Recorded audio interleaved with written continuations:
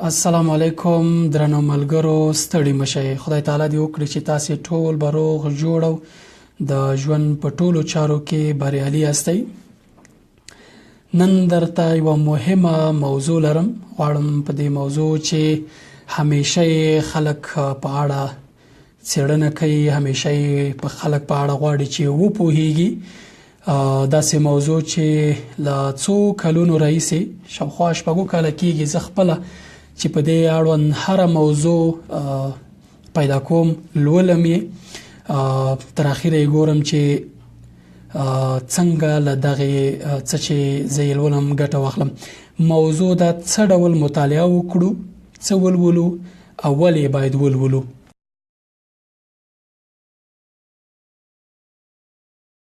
لومړنۍ کلمه چې په قرآن کریم کې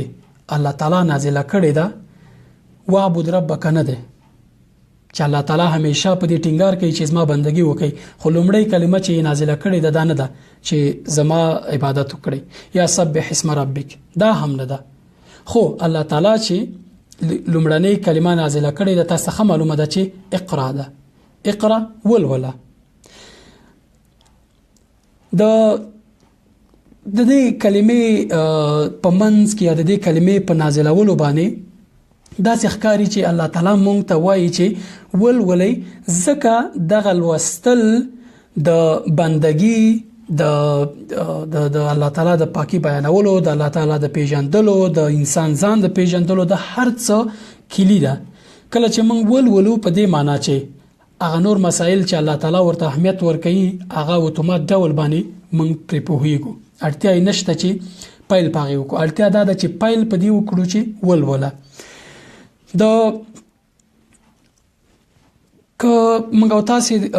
په لنډه توګه دا ووایو چې ولې باید مطالعه وکړو او د مطالعې ارزښت څه دی، دا هم ویلی شو چې که تاسې د اسلام یا د مسلمانانو تاریخ مطالعه کړئ، د مسلمانانو په لرغوني تاریخ کې په پیل کې ښه بېلګه دا ده چې کله اندلس د مسلمانانو په لاس کې و، قرطبه کې تر ټولو لوی کتابتون کې داسې یوه کتابخانه وه چې شاوخوا ویل کېږي 4 لکه کتابونه پکې وو. خو په همدغه محال کله چې مسلمانان په دغه حالت کې یو لوی کتابتون کې شاوخوا 4 لکه کتابونه او په داسې حال کې چې نړۍ کې دومره ډېر کتابونه نه وو، په همدغه حال په اروپا کې تر ټولو لوی کتابخانه کې ویل کېږي 400 کتابونه وو. یعنی 400 ته وګوره او 4 لکه ته وګوره. خو تاسو څه معلومه ده چې هغه وخت کې چې مسلمانانو مطالعه کوله، مسلمانان په کومه کچه وو او نور نړۍ په کومه کچه وه، خو له هغه وخت راهیسې چې مسلمانانو مطالعه پرېښېده اوس موږ کوم حالت کې وو، نړۍ کوم حالت کې ده. یوازینی لامل زما په نظر دا دی چې مسلمانانو مطالعې ته شا کړې ده او مطالعه نه کول د امت د شاتګ لویه نښه ده. تاسو ته معلومه ده چې لوستي به مو وي چې د ابن سینا القانون کتاب لوی پیړۍ ډیر وخت لپاره د اروپایي هیوادونو لپاره د طب مرجع وه. شاوخوا 1.5 قرن فکر کوم غلط شوی که نه یم دغې مرجع نه اروپایانو ګټه اخیستله. خو کله چې مسلمانان سره په جنجالونو اخته شول، مطالعه پرېښودله، دا هر څه سرچپه شو. نن تاسې د اسلامي نړۍ حالت ګورئ. ولی؟ ځکه چې اسلامي امت مطالعه پرېښې ده، مطالعې ته شا کړې ده. که موږ لاملونه څېړو، ما مخکې یادونه وکړه چې یوازینی لوی لامل مطالعې ته شا ګرځول دي یا مطالعه پرېښودل دي.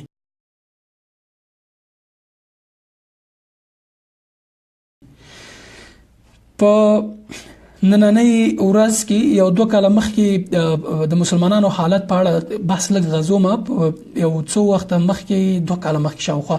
ما یوه معتبره سروې لوستې وه. په هغې کې ویلي و چې هر کال کې هر اسرائیلي ځوان شاوخوا 12 کتابه مطالعه کوي، هر امریکایي ځوان شاوخوا 12 او همداسې نورو خلکو په اړه ویلي و چې تر 9 10 یا دغسې کتابونه په کال کې هر کس مطالعه کوي. یعنې هغه اوسط ډول باندې هر امریکایي ځوان 12 کتاب شاوخوا 12 کتابه اسرایلی ځوانان 12 کتابه او نور نړۍ مثلا ځینې نور هیوادونه اروپایي هیوادونه یاد کړي و چې